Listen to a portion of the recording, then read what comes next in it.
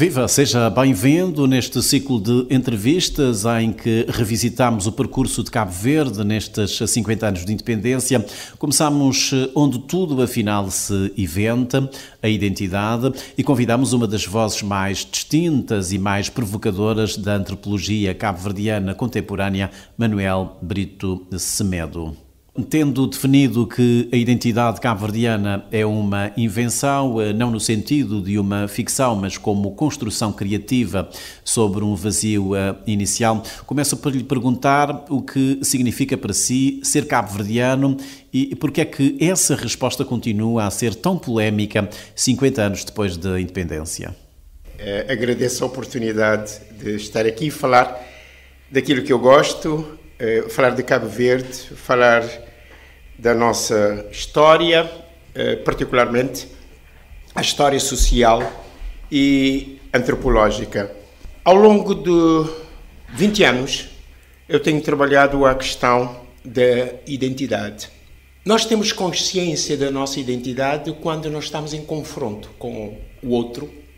Eu saí em 92, estive 12 anos fora, entre Moçambique e Portugal, e isto levou-me a refletir sobre a minha identidade e essa travessia que eu fiz entre margens. E nessa altura eu tinha disponibilidade de me dedicar ao estudo, que era uma ambição que eu tinha, e de Cabo Verde eu só tinha conseguido o que era possível cá, o bacharelato. Eu continuei os estudos e quando fui fazer o doutoramento, eu já tinha algum trabalho feito na área da literatura, que é de onde eu venho. Em Moçambique fui mais porque o curso era assim, para completar a licenciatura, eu fui mais para a linguística. Quando eu cheguei a Portugal, que eu ia ficar em Portugal, eu decidi fazer literaturas africanas de língua portuguesa. Nessa altura, o mestrado é montado da seguinte forma: há um período académico, que é um ano, e depois o outro ano é para fazer a dissertação.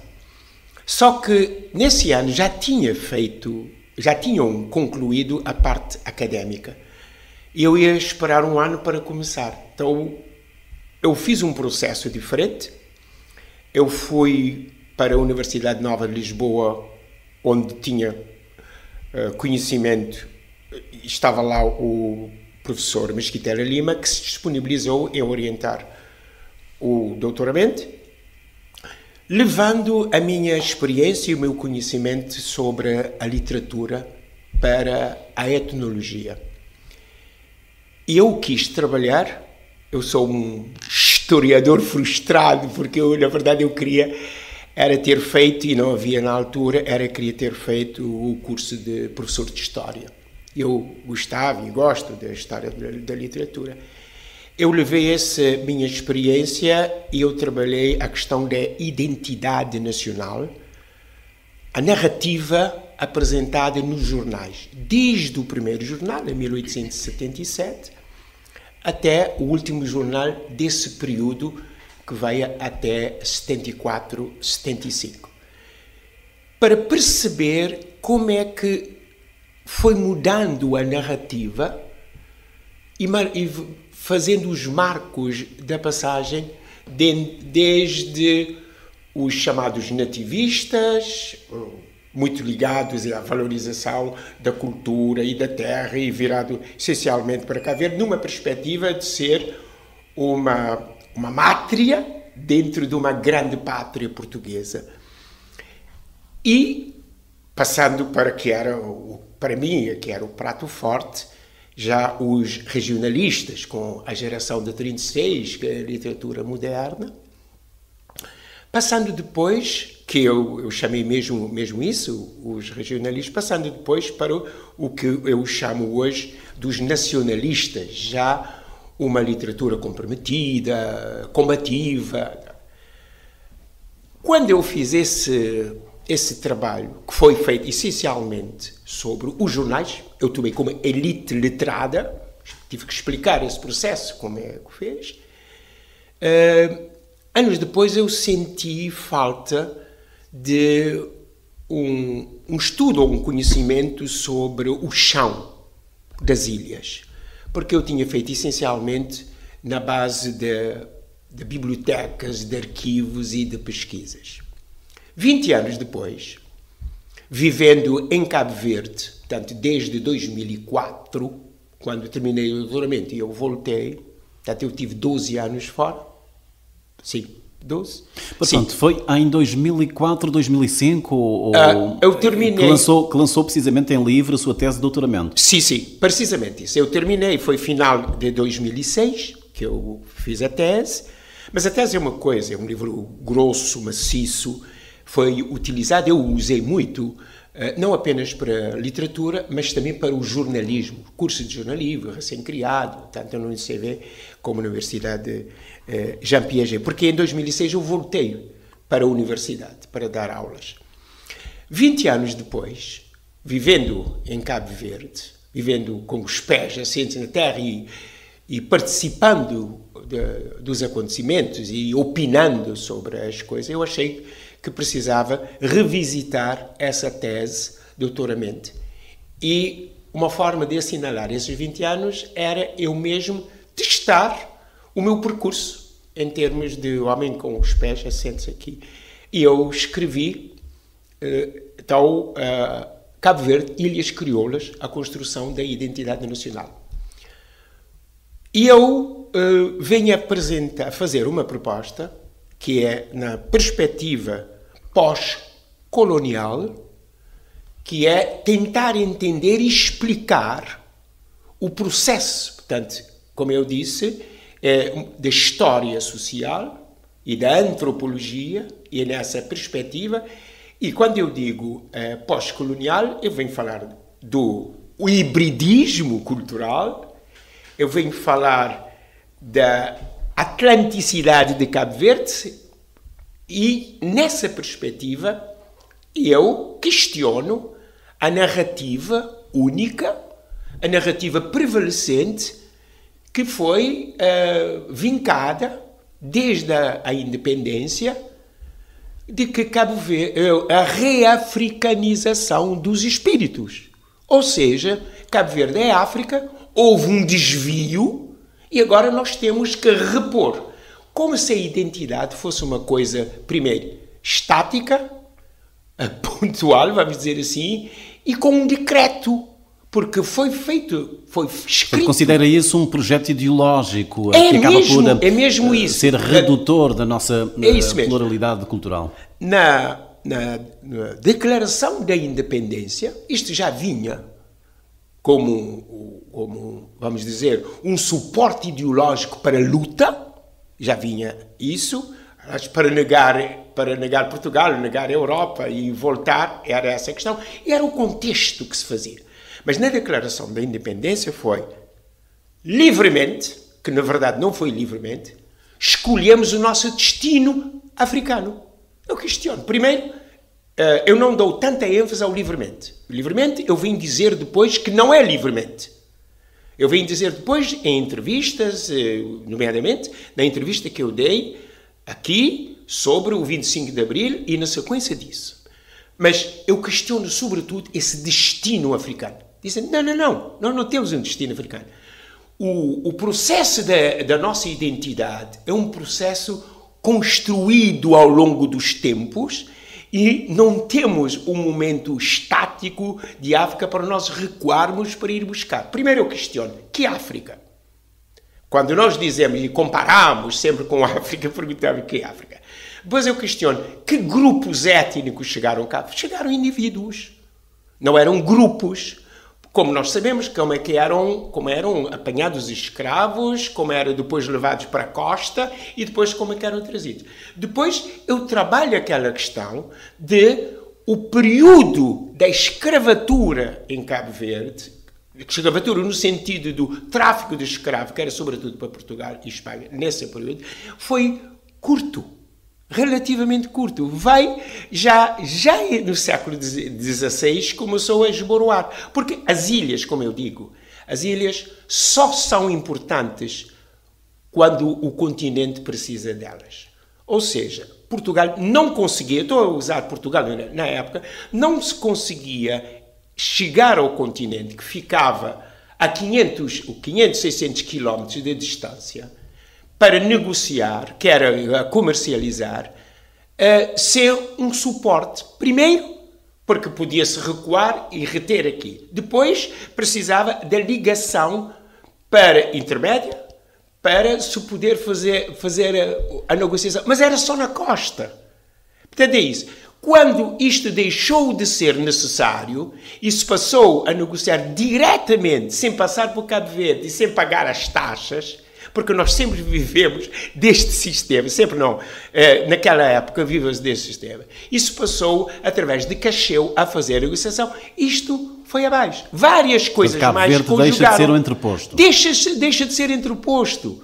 É por isso, querer hoje procurar, por exemplo, nessa visão da escravatura e ver Cabo Verde, não encontra, porque é depois disso é que há grande movimento de saída e é mais para baixo, não é onde nós estamos. Então eu questiono isso. Isso é que eu tento provar.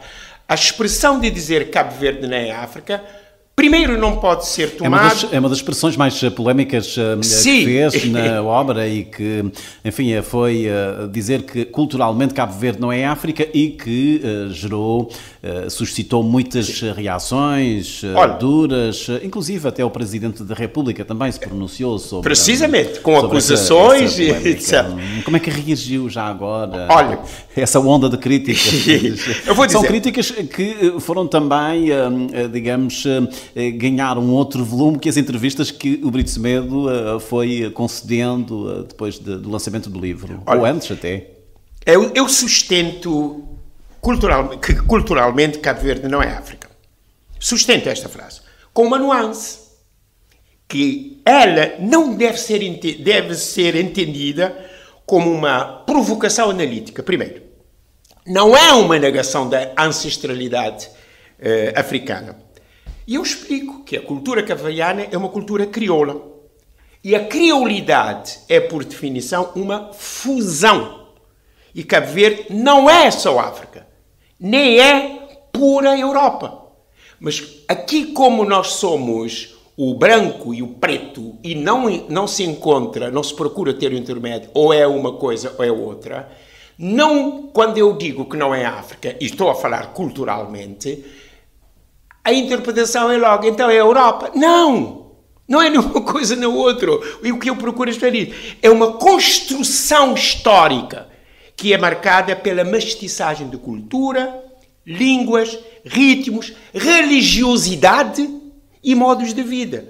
E a afirmação que não é África visa questionar, essencialmente, e rejeitar a redução identitária. Reduz-se a identidade a um continente. Nós podemos dizer que o Brito Semedo traz para o debate público a questão do lusotropicalismo ou não? Não é isso.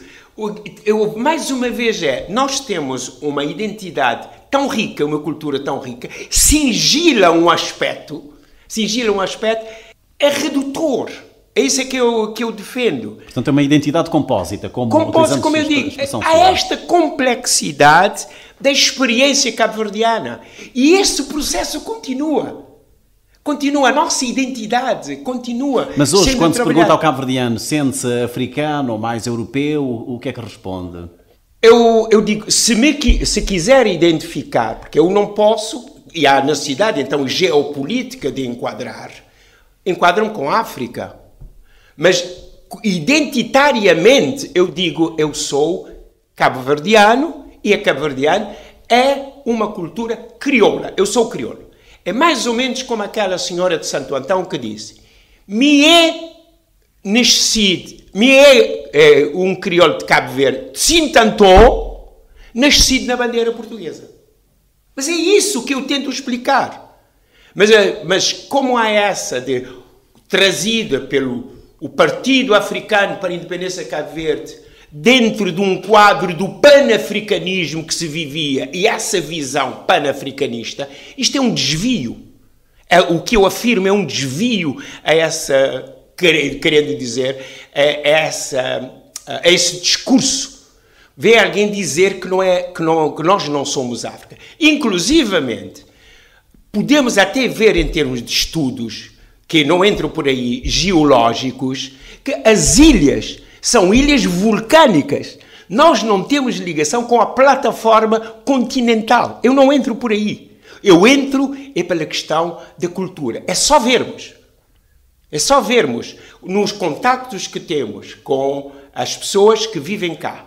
Nós não conhecemos toda a África, nós temos algumas referências, e quando nós queremos comparar, nós comparamos sempre nós sendo os melhores. Porque não conhecemos, e vamos ver os aspectos negativos. É como eu ouvi há dias que nós vamos ter o primeiro de África, de qualquer coisa, ou da música, vamos ter o primeiro, como foi anunciado. Conservatório de Música. O Conservatório de Música, o primeiro da África. Que África que está a falar? Que países é que conhece para fazer uma comparação? Basta hoje em dia perguntarmos ao Google e ele responde, que não é verdade. Mas temos sempre o primeiro da África. E quando o que nós queremos fazer em termos de tecnologia, qualquer coisa, nós pensamos para ser Cabo Verde e África. E nós sabemos como é que eles estão, muito mais adiantados. Mesmo aqui assim, o Senegal. Estou a dizer, então há sempre essa coisa mística em relação à África, mas que tem a ver com este aspecto que eu tento explicar. E questiono, é sobretudo um questionamento, levar as pessoas a pensar que a narrativa que nós recebemos, sobretudo a geração que nasceu depois da independência, para pensar o que vocês chamam de pensar fora da caixa. Muito bem, já vamos falar sobre esse período, se a identidade se constrói, ela também se escreve, e foi muitas vezes pelas mãos das elites letradas que o país foi sendo imaginado e por vezes limitado. Nas suas investigações académicas, o Brito Semedo tem procurado demonstrar como a identidade cabo-verdiana foi sendo moldada por sucessivas gerações de elites letradas, desde Eugênio Tavares a Baltazar Lopes. Qual foi, Brito Semedo, o verdadeiro papel desempenhado por essas elites e pelos movimentos literários associados na construção simbólica da nação cabo-verdiana? Foram visionárias ou também reprodutoras de preconceitos sociais? Em instantes já estava a aflorar, digamos, o contributo dessas elites letradas cabo-verdianas. Neste trabalho que eu faço, e eu tomo como duas referências importantes para a construção desta identidade crioula, eu tomo simbolicamente a cidade de Porto da Ribeira Grande. Tem a ver com um período colonial, mais fechado entre nós, vamos dizer assim. E depois eu tomo como referência a cidade de Porto, que é o século XIX, que é moderno, cosmopolita, aberto para o mundo. O que eu procuro mostrar é entender que foram dois grandes momentos importantes e desligado desse sentido da África. Não, nós temos a componente sim, mas eu estou a tentar explicar esse sim. E são esses dois grandes momentos que moldaram o cabo-verdiano. E o que é que acontece neste século XIX, que é aberto ao mundo? Como eu digo, simbolicamente, há dois momentos importantes que é assim. Primeiro, é a caravela do século XV, mais as naus dos escravos. Primeiro momento. Um outro segundo momento, que é da modernidade, é do vapor a carvão. E quando eu digo isso, é quando Cabo Verde se liga ao mundo, à economia do mundo, de alguma maneira. Primeiro, era por causa do comércio e dos escravos, sim. A seguir a isso, no século XVII, agora estou a ver, o século XV, 1460, a segunda metade do século XV, e já a primeira metade, mais ou menos isso, do século XVII, vai-se para as ilhas montanhosas e agrícolas, que são Santo Antão, São Nicolau e Brava. Há uma mudança, há uma outra contingente até de povoamento, uma outra visão, e São Vicente vem surgir depois disso. É o século XIX, é essa modernidade e aberta e tal. A economia mundo funcionou nesses dois momentos. Quando não foi mais preciso, vamos dizer, já não era preciso esta alavanca, vamos dizer, esta ligação, não é alavanca, mas charneira, essa ligação charneira, Cabo Verde perdeu importância, as ilhas perderam importância e começa o declínio do Porto Grande. Tá bem? Para entender. Só há uma outra coisa comparada, quando a aviação já não é nem caravela e naus, nem barco a vapor ou a óleo, mas agora é a aviação. O polo que se torna importante e nos liga outra vez ao mundo é a Ilha do Sal. Para entendermos que é isso, temos que entender que isto tem um período, tem uma duração. Nós não temos uma posição geoestratégica estática. Nós temos isso estático nesse sentido, sim, mas não é permanente. Mudou até de ilha porque mudaram as conjunturas económicas. Mas qual foi o contributo dessas elites? Eu vou dizer, então, nesse período de São Vicente, esse período, tanto há cultura que entra pelo Porto, como, ao mesmo tempo, se percebe que há as contradições. Porque há a miséria, há as revoltas, porque há a exploração em termos do carvão. É nessa altura que se cria um primeiro operariado em Cabo Verde. E é esse contraste que depois é passado para a literatura. Pela primeira vez, Cabo Verde se vê ao espelho. Vai falar da fome, vai falar da falta de emprego, vai falar da falta de chuva, vai falar da imigração. É essa geração regionalista que recebe, através do Porto no sentido não é só de entrada, mas também gente que vem de outros sítios, a gente que vai das ilhas, mas a gente que vai de fora, para produzir essa cultura que hoje chamamos ser a cultura mindelense. De Menino de São Vicente tem uma cultura diferente. E vir dizer, como aquele meu colega disse, às pessoas do fogo, no fundo, nosso tudo é badio, e as pessoas insurgem, não pode. Se houve uma origem lá para trás e determinadas pessoas ficaram muito mais ligadas ou mais influentes, mas isto não é estático, mudou. Mas dizer em São Vicente isso não é a mesma coisa. Então, é isso que eu quero entender. Mas nós somos crioulo e eu procuro meter Cabo Verde muito mais ligado à Macaronésia, com essas mesmas características, é atlântica, nesse sentido, e não ligado, ancorado, porque é precisamente isso, eles põem esta âncora em termos de África. E então, a geração de Baltazar Lopes e Manuel Lopes faz essa viragem para dentro. Cabo Verde vê-se no espelho. E é um processo diferente. Mas também há várias conjunturas. Não é só o Porto. Desde 1917, que tinha deixado de haver o seminário liceu em São Nicolau, com uma cultura humanista e clássica, para nós termos um liceu da modernidade, 1917, com a República. Depois de passar aquela fase com a República, sempre em São Vicente, que atrai gente e forma gente. Portanto, é todo esse ambiente de São Vicente e da literatura. Mas não é só literatura, a música também.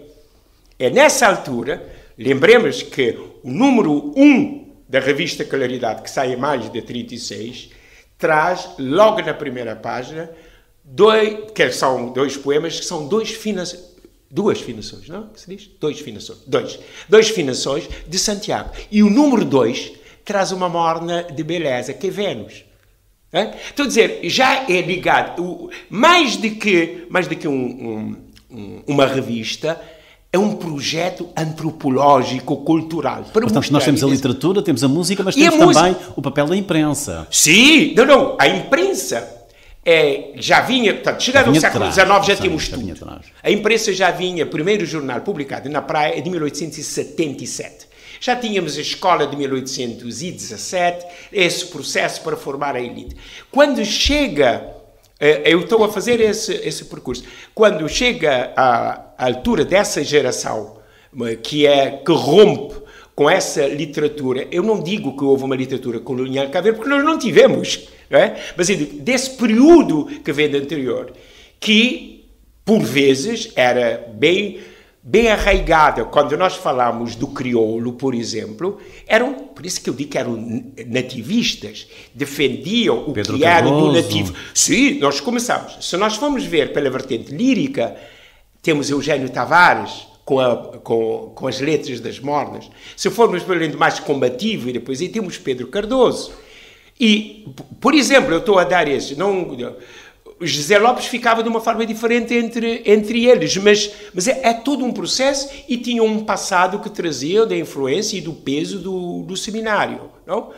O que nós vamos encontrar na sequência é a gente que tem outra vivência, a época é outra, outras oportunidades. É essa geração que, para mim, está incorporada toda na grande figura de Baltasar Lopes, que é reconhecido e é o único que é combatido porque faz sombra a Amílcar Cabral, quando vê a geração que quer impor valores e quer ter essa idolatria de um símbolo de Cabo Verde. Então, aí entendemos um bocado o combate e dizer que é claridoso, é saudosista.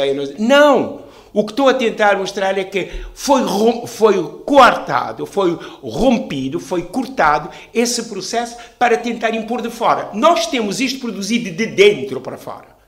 Ou eles trouxeram uma visão, estou a dizer eles, nesse sentido, essa ideologia é trazida de fora, numa perspectiva africanista da unidade de Guiné-Cabo Verde. E ninguém fala que isto foi um falhanço.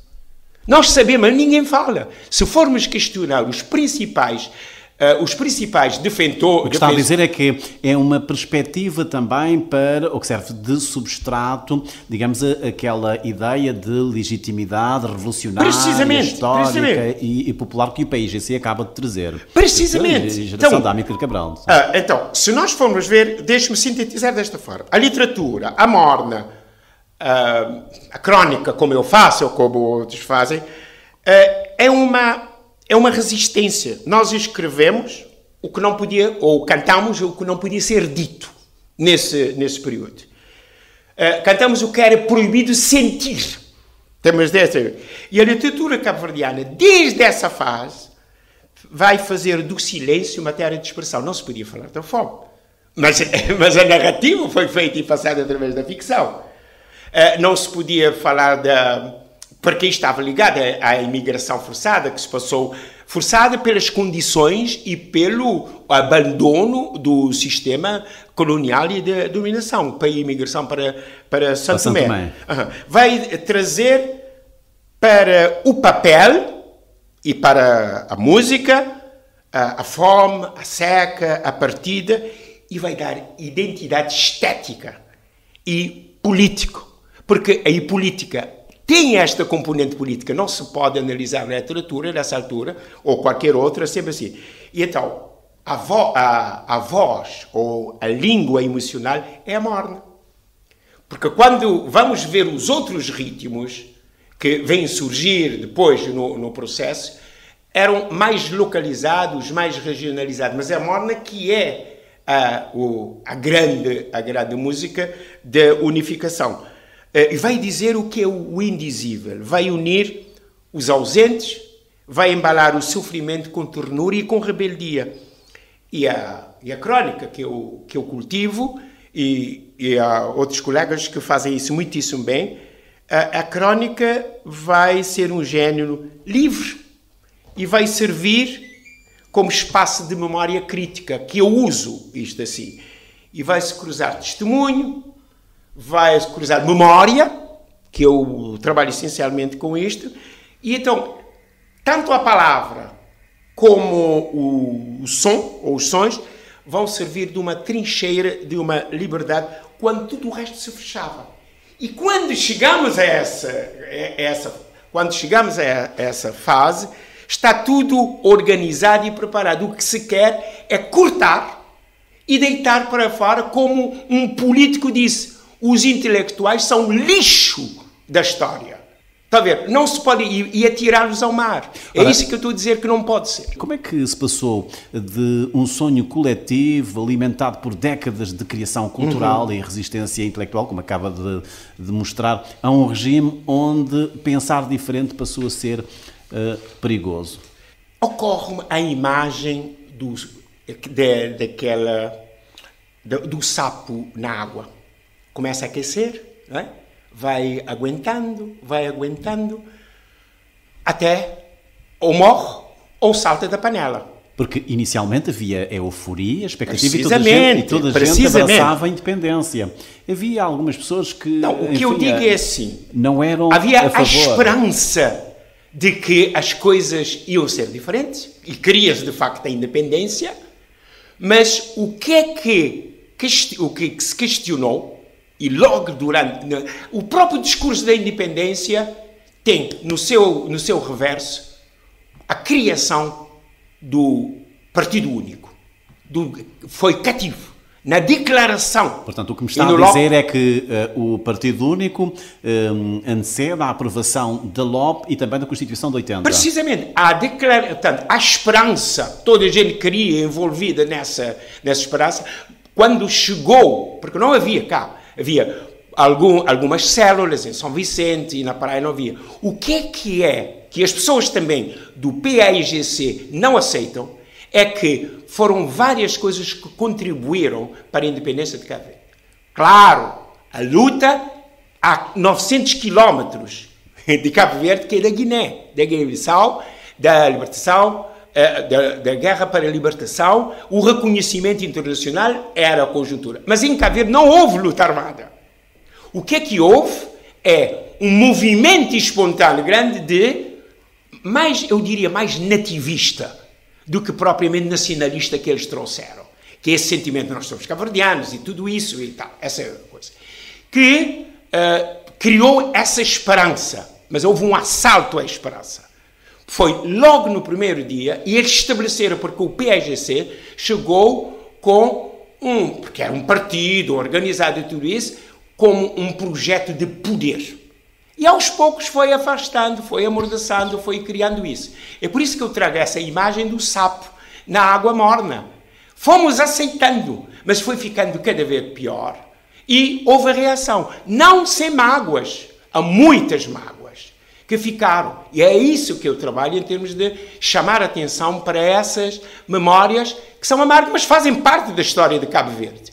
Que devem ser tratadas, conversadas e... Não é para acusar ninguém, mas é para se entender a história, mas se houver necessidade, pedir desculpas por isso que aconteceu. Mas é isso que eu defendo.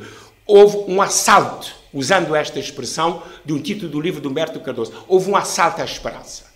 Quando o PAIGC chegou, já havia todo esse ambiente e aproveitou, vamos dizer, reproduziu, estimulou, porque encontrou esse ambiente revolucionário do 25 de Abril que permitiu as pessoas manifestarem-se, haver outros partidos.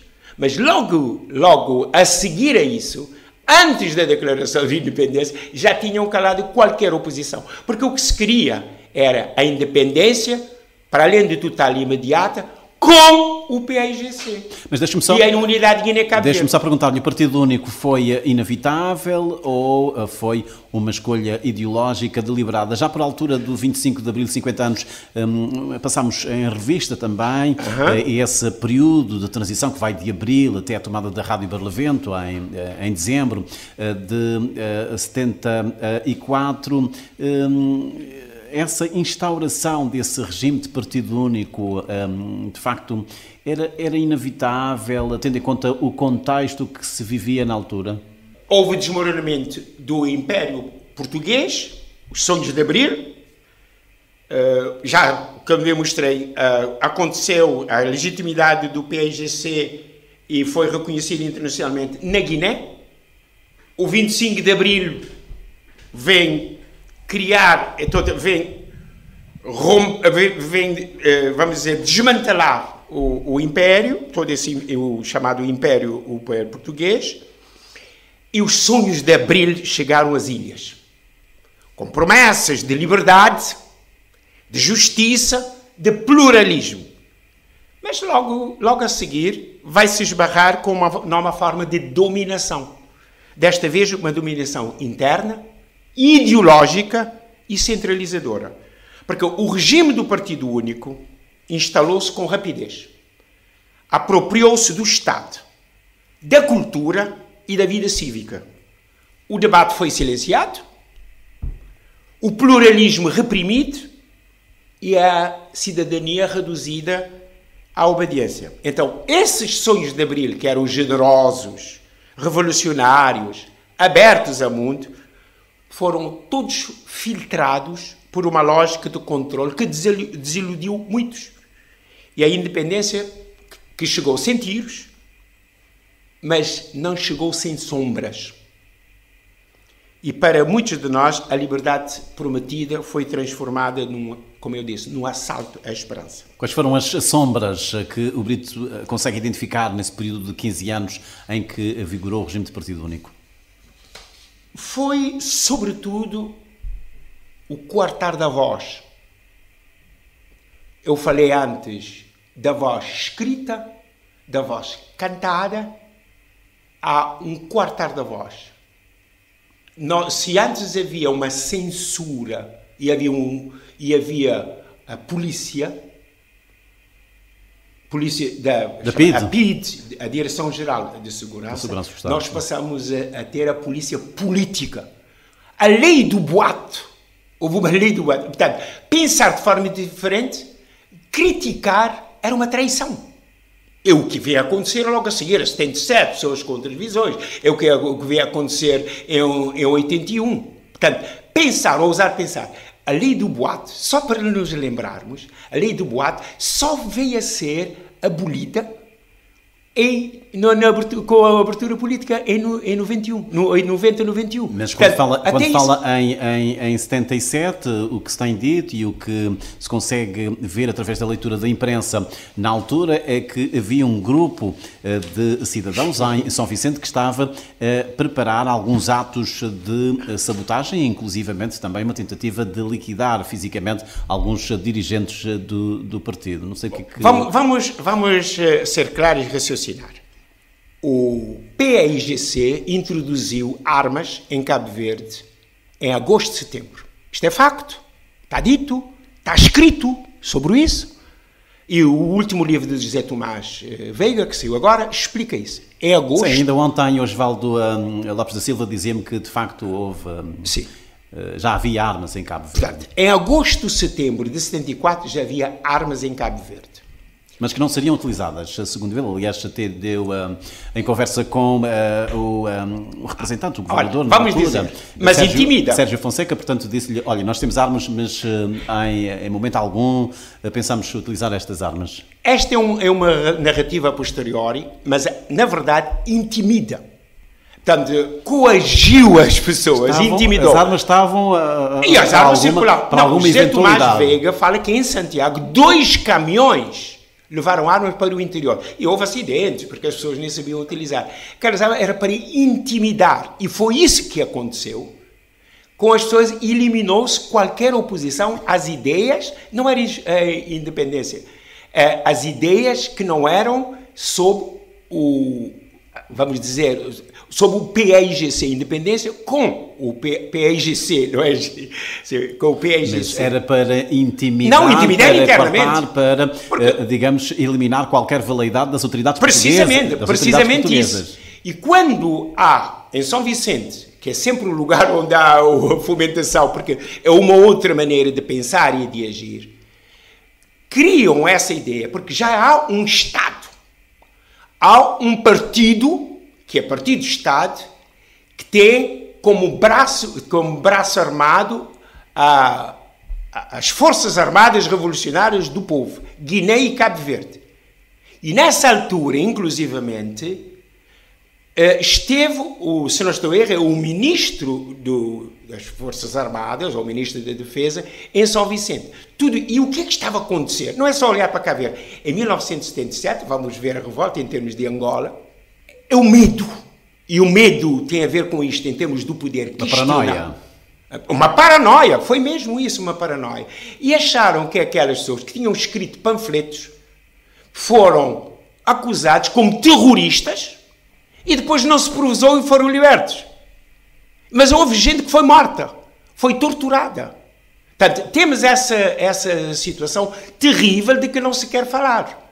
Uma paranoia de que que se queria... Mas foram encontradas provas, algum material explosivo, porque a ideia era meter bomba na Jaida e noutras eu rio com críticas. isso. Se eu disse que quem introduziu armas foi, vamos dizer que não era para usar, mas intimidou. O que é que se fez com essas armas? Mas depois temos todo um sistema organizado, 2 anos, a independência de 75, e 2 anos depois, vou dizer que essas pessoas tinham armas e não sei quem. Não entra na cabeça, é só pararmos um pouquinho para esclarecer. Era uma paranoia, porque já tinham acontecido e nessa mesma altura estavam a acontecer estas situações. Mesmo na Guiné, tinha havido repressão também por altura de 77. Se formos ver a história, para não ficar apenas nesse quadradinho de Cabo Verde, que é muito mais amplo, há isto. Então, era qualquer coisa que a pessoa que criticasse, é isso que eu estava a dizer, que criticasse. Foi um panfleto relativamente simples, dizer que estavam fartos, que deviam voltar para o mar. Suspeitou-se que Baltazar Lopes da Silva também estivesse envolvido, pelo menos ajudado na elaboração desses panfletos. Sim, podiam achar que ele estava... Mas vamos agora ser claros. A pessoa não tinha liberdade de pensar diferente e de dizer. Vamos ser claros. Baltazar, vamos pensar, se Baltazar não concorda, pela postura dele, ele não ia concordar com o PAIGC como estava a dirigir o país. Se ele conversa com um grupo e discutem que as coisas precisam ser mudadas, isto é crime. Só num regime paranoico de não haver liberdade. Que era traidores. Eles eram traidores. É isso que era a coisa. Isto é que eu insurjo hoje, em relação aos 77. De Baltazar Lopes da Silva reconhece de facto que os panfletos chegaram às mãos, mas como aquilo estava pejado de erros de português, ele andou a corrigir aquilo. Mas é só irmos às fontes e vermos esse panfleto dos terroristas mindelenses, eles perceberam que não era possível. Então, gente que tinha toda essa estratégia da luta armada, que eram chamados terroristas pelos portugueses, pelo sistema como fazia, subversivo, etc. Agora, legitimados no poder, tem medo de um grupinho de pessoas que diz que vai fazer... Nem isto é verdade. Não, com quê? O que é que se apresentou? É como dizer que... Houve torturas, houve mortes também. Precisamente. E ficou por isso. Em nome do que é? O que era importante não era a liberdade individual nem a liberdade de pensamento. Era o sistema, manter o sistema. E o sistema manteve-se bem. Tanto é que aguentou 15 anos. E a ideia era que isto continuasse, se não tivesse havido uma viragem da história.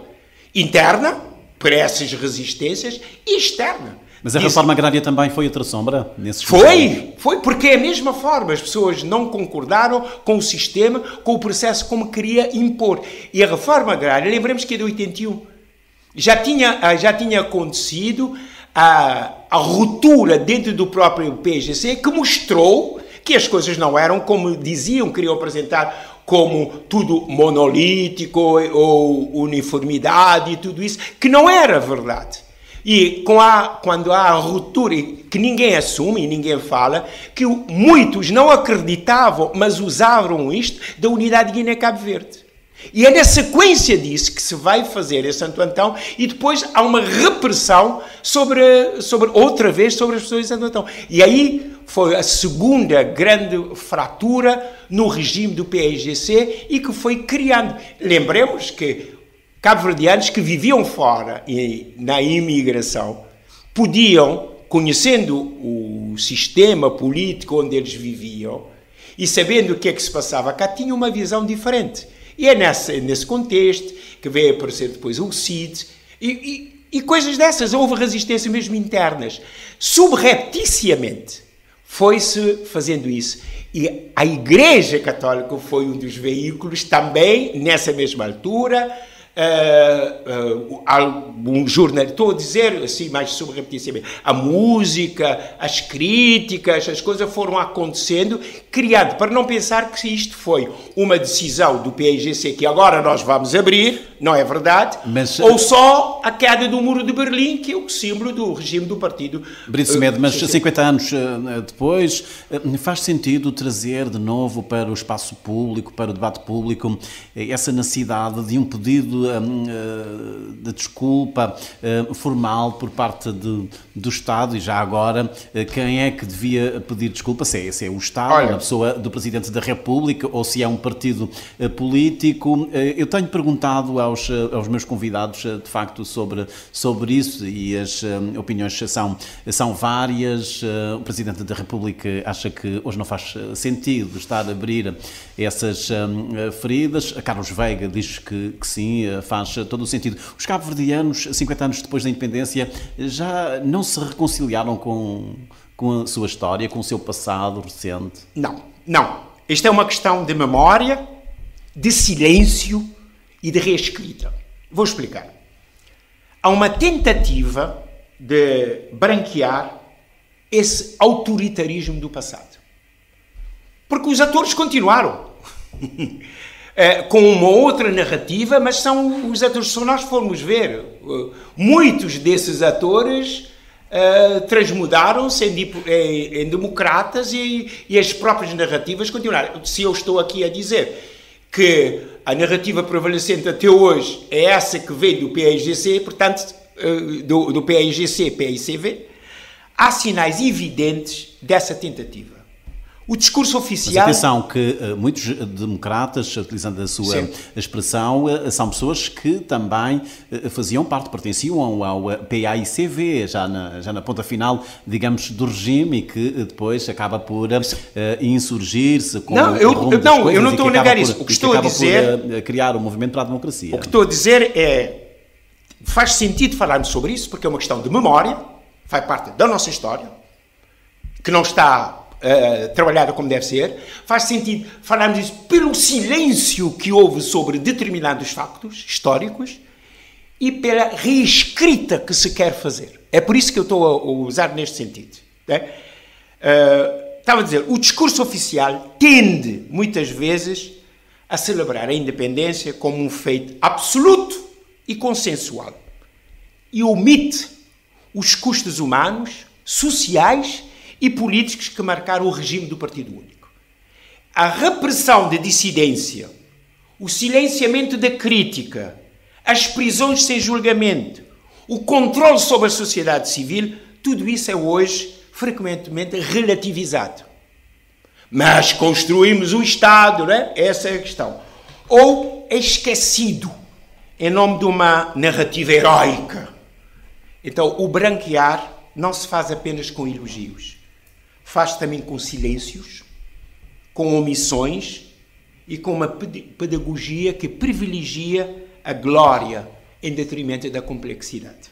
Deixa-me só introduzir também essa leitura do Presidente da República, quando questionei sobre essa necessidade de um pedido de desculpa formal. Ele diz-me que a própria alternância política, já tivemos algumas em Cabo Verde, isso demonstra que, de facto, os cabo-verdianos já se reconciliaram com a história. Aliás, o Brito fala em alguns atores que continuam agora na pele, digamos, de democratas. Olha, Pedro Pires, por exemplo, que foi primeiro-ministro durante os primeiros 15 anos, foi eleito Presidente da República por 10 anos. Isso é prova de que os cabo-verdianos, já não ligam aquilo que aconteceu nos primeiros 15 anos de independência. Eu disse que quem nasceu a seguir a independência encontraram essa narrativa e é a ideologia do Estado e dos livros e da escola.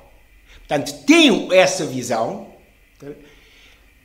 e é preciso dar uma narrativa correta ou alternativa para saber o que se passou. Porque Cabo Verde tem medo da sua história completa. Não quer, mas é isso. Há um pudor, há um desconforto e há um silêncio cúmplice diante de certos episódios do passado.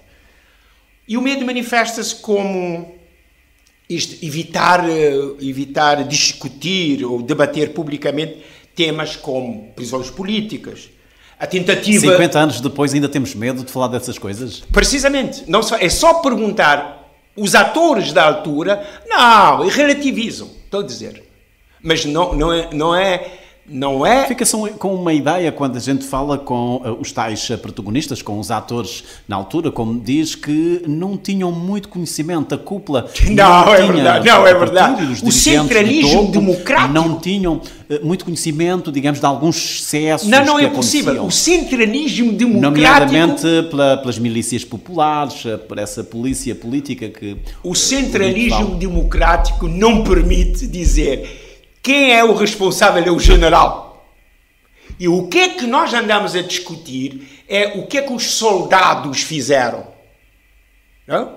Mas o centralismo democrático vai subindo e chega ao topo. Esta que era a decisão de top-down. Não vamos dizer que é de baixo para cima. Não é? E desculpar, não é verdade isso. A primeira parte desta conversa com Manuel Brito Semedo levou-nos ao coração do debate identitário cabo-verdiano, um terreno fértil, mas também minado por tensões históricas, ideológicas e emocionais. Discutimos a mestiçagem como fundação e não acidente, a crítica à reafricanização como projeto redutor e a recusa em aceitar narrativas únicas sobre quem somos. Ficou claro que, 50 anos depois da independência, a identidade continua a ser um campo de disputa, uma invenção viva e não uma herança cristalizada.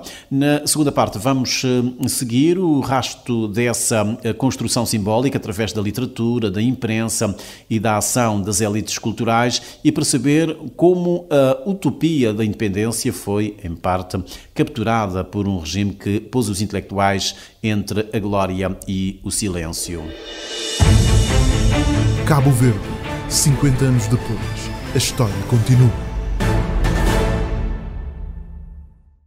Só para fecharmos esta parte, Brito, só consegue encontrar sombras nestes primeiros 15 anos? Não. Esse esforço de reconstrução nacional teve ganhos? A coisa maior que não está em discussão é a independência. O que nós questionamos é que a independência, essa esperança que trouxe para o desenvolvimento, e tu dizes independência, começou logo com sombras. É isso que eu estou a dizer. Mas eu estou a falar dessa primeira fase. Não, já percebi. O que é que eu quero saber é se houve ganhos, por exemplo, ao nível da segurança alimentar, na educação, na saúde. Isto não está em questão. Só em questão é o facto de isto não justifica a dignidade humana, que é a coisa mais importante que nós estamos a dizer isso. E o sistema político que se estabeleceu não permitiu que Cabo Verde se desenvolvesse. É só vermos que é com a democracia que Cabo Verde se abre para o mundo, que recebe investimentos, a abertura, que é, por exemplo, 25% do PIB é o turismo. Não havia turismo, por exemplo. Estou a dar um exemplo em termos de economia e aberta para o mundo. Era uma economia fechada, virada para dentro, que não crescia. Estou a dizer? É dentro da democracia, com essa visão mais liberal, e que não é os planos quinquenais de desenvolvimento fechado nessa orientação estatizada, e que nós temos ainda essa visão de reciclagem de recursos, que foi essencialmente isso, é que atrasou o Cabo Verde. Esses 15 anos atrasaram o Cabo Verde. Mas quando eu digo que atrasaram, eu não quero dizer que as coisas não foram feitas. Ainda ontem, Osvaldo Lopes da Silva dizia-me que ele sempre foi contra... Mais uma vez, são os atores. Foi contra essa questão da planificação da economia, submeter a economia aos planos e ao centralismo democrático, mas que foi uma voz isolada. Mais uma vez, eu vou dizer, e que ele diz que foi uma voz isolada, ainda bem que diz isso. Mais uma vez, continua a haver, chamando esses atores para falar sobre o processo, que é o branqueamento. É a mesma coisa que eu vou chamar o algoz e não ouvir a vítima, ou não dar voz à vítima. Essas mesmas pessoas continuam tendo o palco para fazer esse revisionismo, para contar, mas é porque a coisa tinha que ser o partido único na altura, tinha que ser, mas ninguém diz, tinha que ser a unidade Guiné-Cabo Verde, que não funcionou. Mas o jornalismo tem que fazer isso, tem que dar também voz a outras pessoas, aliás, até os seus protagonistas, tentando por perceber, exemplo, situando agora as coisas no seu contexto e naturalmente ouvindo outras vozes, não é? Pois, mas quando há qualquer coisa e esses marcos, vai-se buscar essa gente do PAIGC e desse regime que aparece com branqueada e que, nesse processo de história, que vem dar a sua versão da história, não só daquela altura, mas a visão que tem hoje. A memória... Mas o Brito é um homem da esquerda, disse-o há dias no jornal. Não, eu estou a ser crítico, A questão é precisamente essa. Tem que se ver isto. E as coisas têm que ser questionadas, tem que se partir a loiça, para depois avançar como deve ser. E não é recorrentemente... Acha que nós temos que aproveitar, ou devíamos aproveitar agora os 50 anos, essas comemorações, de facto, para esse exercício de catarse? Eu acho que tanto é que, quando se começou com a celebração, a partir do 20... Tomando como referência o 25 de Abril em São Vicente... Já houve polémica na altura. Pronto, precisamente. E vamos dizer que estamos reconciliados com o Estado. Porquê? Porque os heróis vivos... Os heróis... O que se questionou é que durante a cerimónia não se falou da Amílcar Cabral e dos combatentes. Questiona-se também porque não houve combate cá. A ideologia do... foi escolhido o 25 de Abril para início das comemorações. Eles querem manter-nos... Cabo Verde vai ficar eternamente refém do PAIGC que desencadeou uma luta na Guiné-Bissau. É isso que eu digo. E esses heróis são heróis da Guiné-Bissau. Se há pessoas que foram combater na Guiné e essas pessoas estão em São Vicente, ou estão noutras ilhas, não deviam ser também convidadas para essa cerimónia? Continuamos com a visão da Guiné-Bissau, da unidade Guiné-Cabo Verde? Este aqui eu pergunto. Continuamos com essa da unidade Guiné-Cabo Verde? Os comandantes que foram logo nomeados comandantes pela luta da Guiné-Bissau e assumir... É só vermos que são eles que tomaram o poder.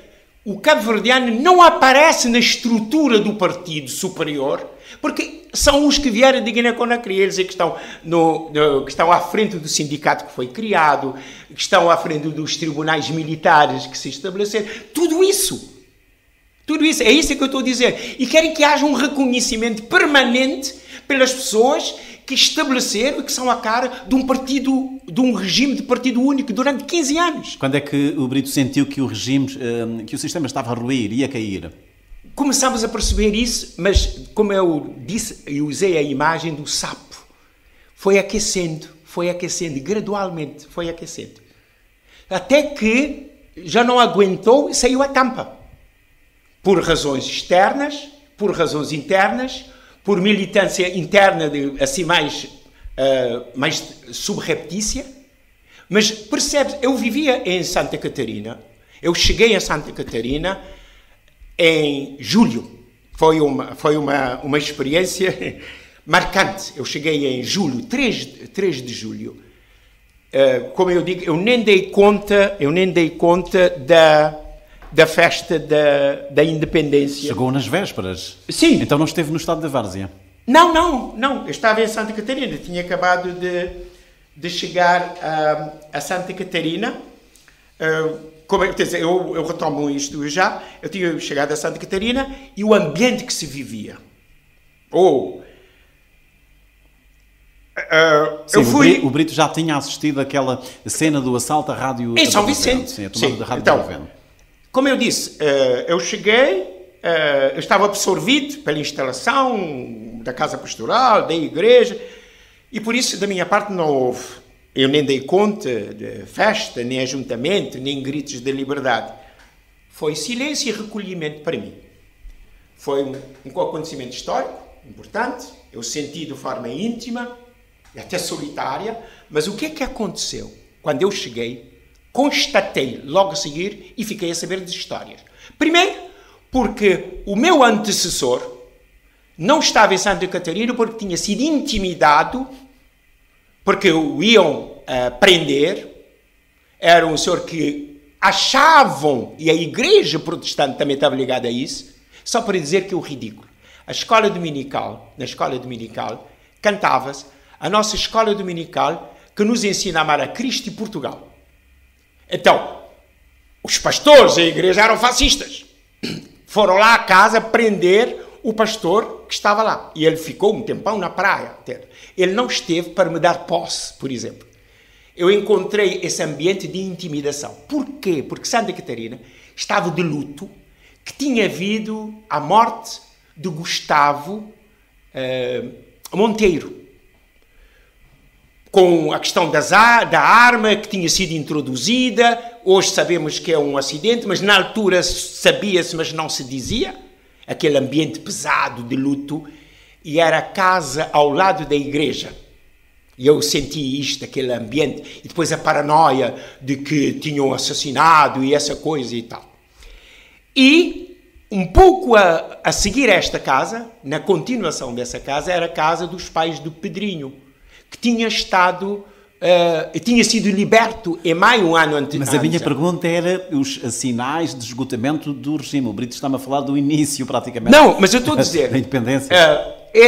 Isto já começa a haver a intolerância por esses procedimentos. É isto que eu estou a dizer. Estou a dar a raiz.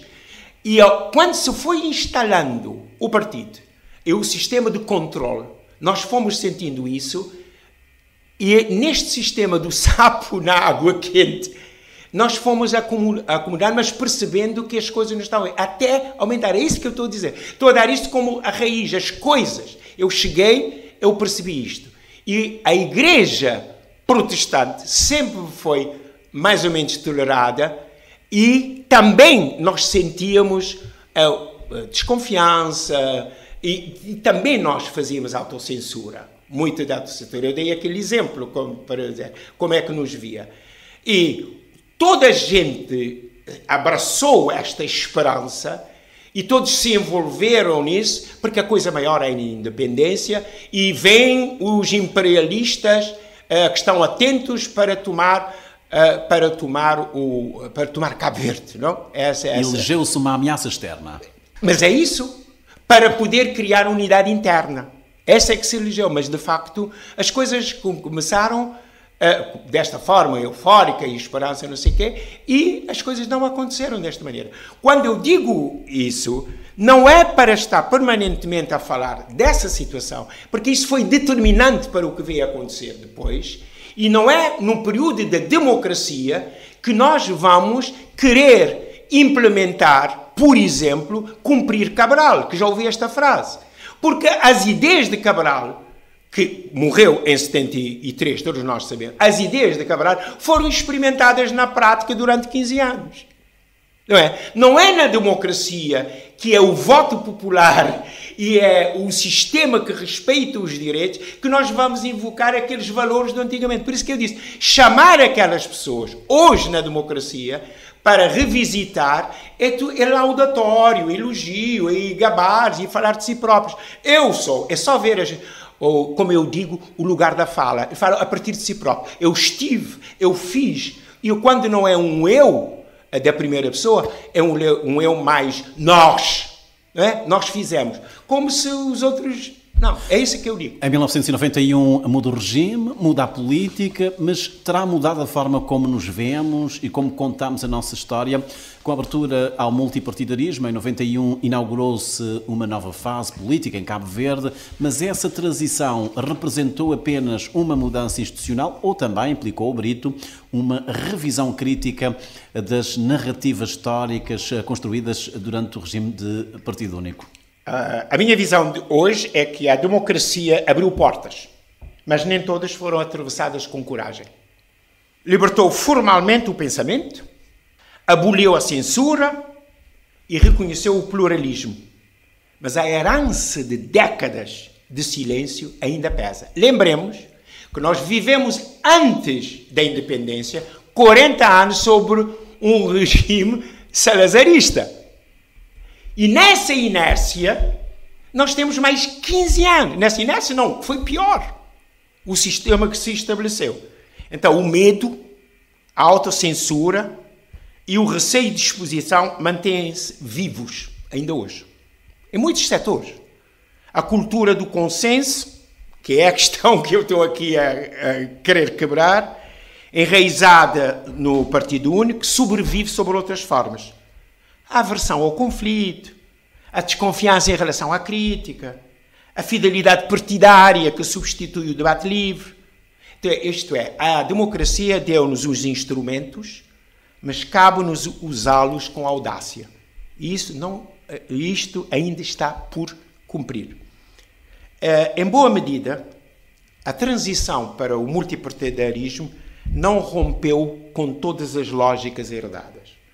Muitos dos protagonistas, que eu estou a dizer, do regime anterior, mantiveram-se no poder, mudando de linguagem, mas preservando práticas. Houve alternância, mas nem sempre houve mudança. Nós reciclamos discursos, promessas, até mesmo narrativas históricas. E a renovação política tem sido tímida. E os jovens encontram dificuldade em fazer ouvir outras vozes, fora das estruturas partidárias. E o risco de uma democracia cansada, fatigada, é real.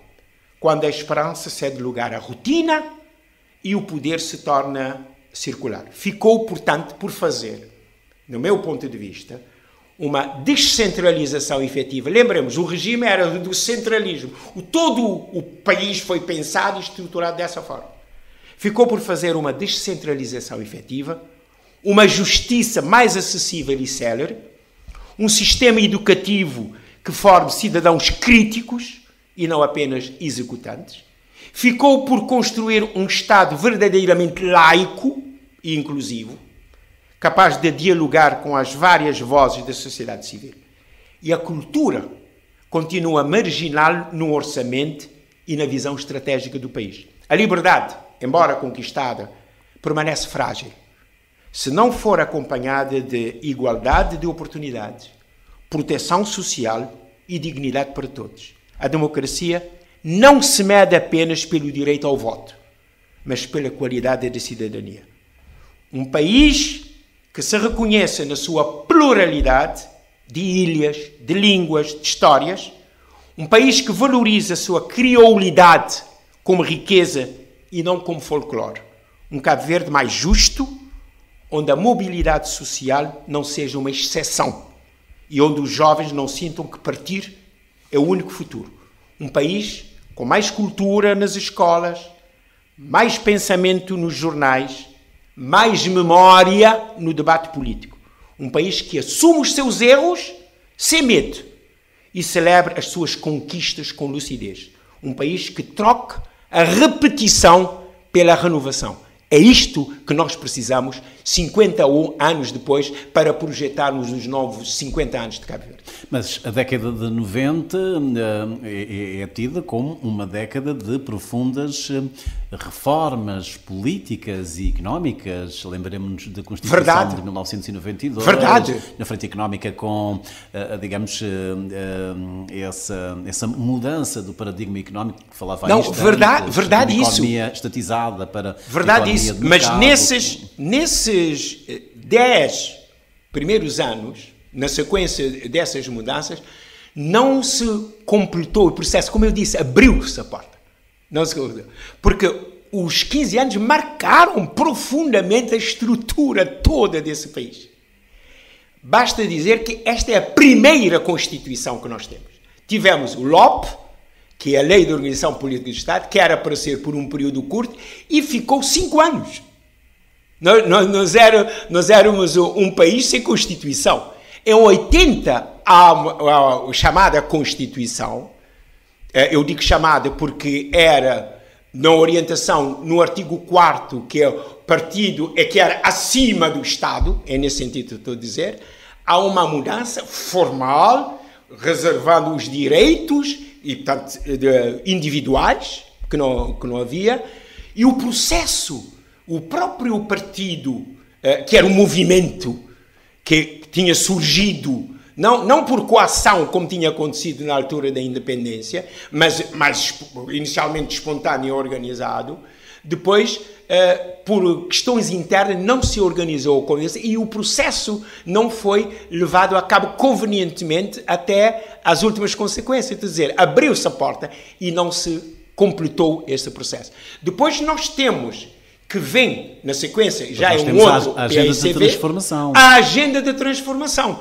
que na verdade é uma narrativa falaciosa desse processo. Nós temos um peso grande, que é uma questão das prioridades. Continuamos com a centralização. Nós não temos um sistema de regionalização das Mas atenção ilhas. que na entrevista que o José Maria Neves me concedeu, diz que é essa agenda, pelo menos o essencial dessa agenda, que continua a ser executado pelos sucessivos governos, agora com uma outra terminologia, antes os clusters, da economia azul, das novas tecnologias, de Dá-me razão. Agora com os aceleradores. Dá-me razão quando eu digo que os 10 primeiros anos não foram suficientes, portanto, não é uma questão do tempo. Não deu para fazer as coisas como deve ser, até porque havia toda essa carga.